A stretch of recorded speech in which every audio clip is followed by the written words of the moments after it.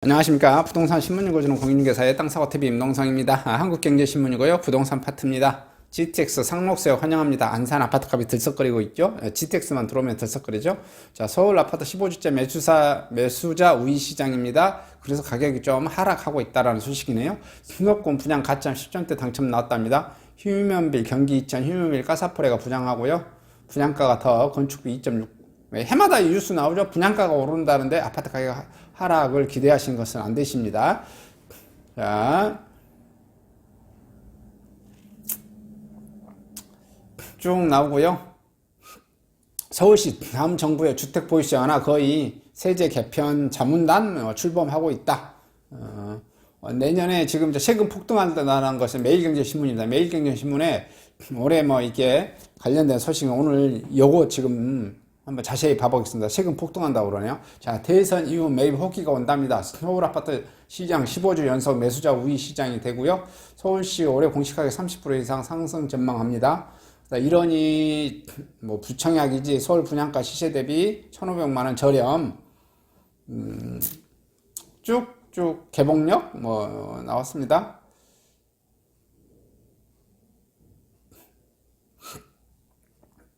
자, 한번 서울시가 올해 공시가 30% 올라 새 정부의 종부세 개편안을 제안했습니다. 얼마나 오른지 한번 봐보겠습니다. 다음 달 발표가 될 예정인 서울 아파트 공동주택 공시가격이 지난해보다 30% 이상 상승할 것이라는 전망이 나왔고요. 공시가격이 상승하면 재산세와 종합부동산세 등 부동산 세금폭도 대폭 오를 것으로 보여 조세 저항이 더욱 심해질 것으로 보여집니다. 25일 서울시는 다음 달 정부가 발표할 예정인 서울지역 아파트 공시가격 30% 이상 상승할 것으로 내다봤고요. 서울시는 아파트 가격이 상승한 데다 정부의 추진적인 공시가격 현실화일까지 던져 전년 대비 크게 늘어날 전망입니다. 지난해 서울시 공동주택 공시가격이 그냥 20%네요. 20% 상승했고요. 만약 올해 공시가격이 30%대로 더 가파르게 상승한다면 2년 만에 50% 이상 공시가격 상승에 이루어진 셈입니다. 서울시에 따르면 서울 지역 내 아파트 평균 매매 가격은 2017년 6월 2천만 원에서 2021년 12억 9천만 원 2배 상승했고요. 서울 시민이 부담하는 주택재산세는 같은 기간 8,973억에서 1조 7,266원 늘어납니다. 주택분 종부세 부담력도 2017년 2,366억에서 2021년 2조 7,766억으로 12배가량 증가합니다.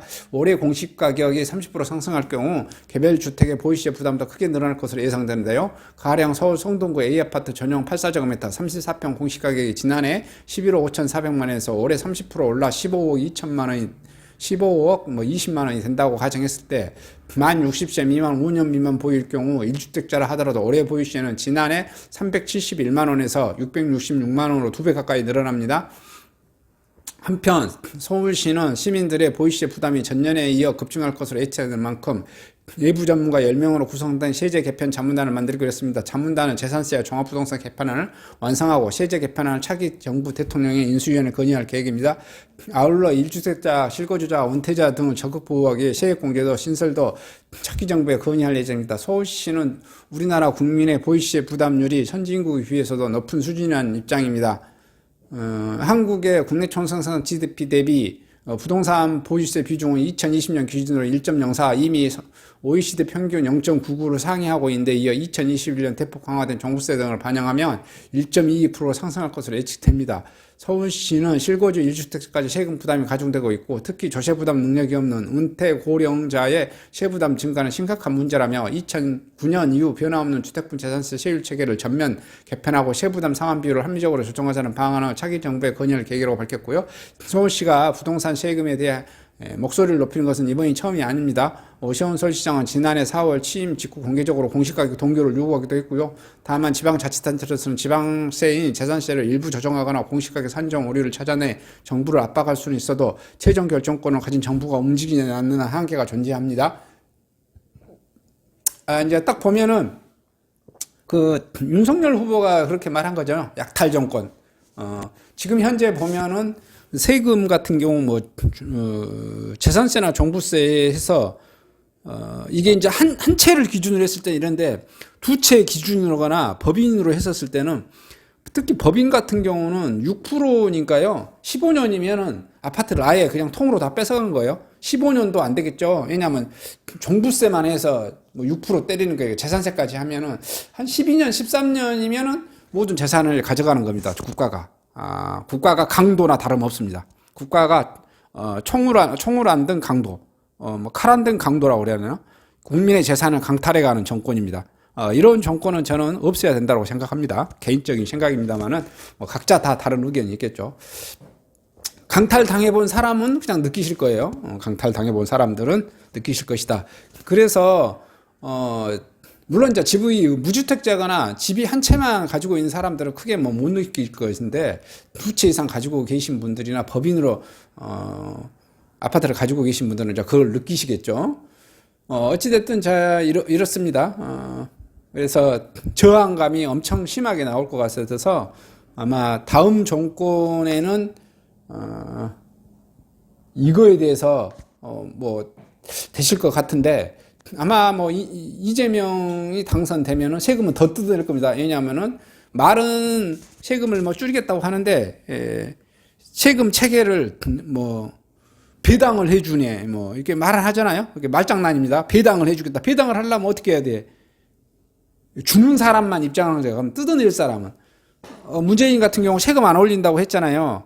건보료 뭐 주겠다고 했는데 결국은 건보료 오지게 올렸잖아요. 세금을 엄청 그냥 주겠다라는 것은 엄청 주겠다는 것은 엄청 뜯어낼 수밖에 없습니다. 누군가는 강탈당해야 돼요. 근데 그게 수인할 수 있을 정도면 괜찮은데 수인할 수 없을 정도로 강탈을 하니까 문제라는 거죠. 그리고 세율 체계라는 게 그 전년에 비해서 이렇게 2%, 3%, 5% 이렇게 안만하게 올라가야 되는데 전년에 비해서 막 30%, 50% 이렇게 폭등하게 되면은 당연히 저항감이 생기는 겁니다. 이렇게 해서 자 올해는 어떻게 될지 아마 하여튼 이재명이 되면은 세금 오지게 더 뜯어갈 거고요. 윤석열이가 되면은 세금은 더 줄지 않을까 이렇게 이제 예측을 해봅니다. 그래서 서울시도 뭐 전국이 이렇게 해서 특히 이제 뭐 지방은 좀 덜 할 것 같은데 서울 같은 경우는 아파트 가격 자체가 워낙 명목 가격에 대해서 비싸버리니까 이런 문제가 좀 발생되지 않냐 싶습니다. 이상 서울시 올해 공시가 30% 또 올라 새 정부의 종부세 개편안 제한 관련된 소식 전해드렸습니다.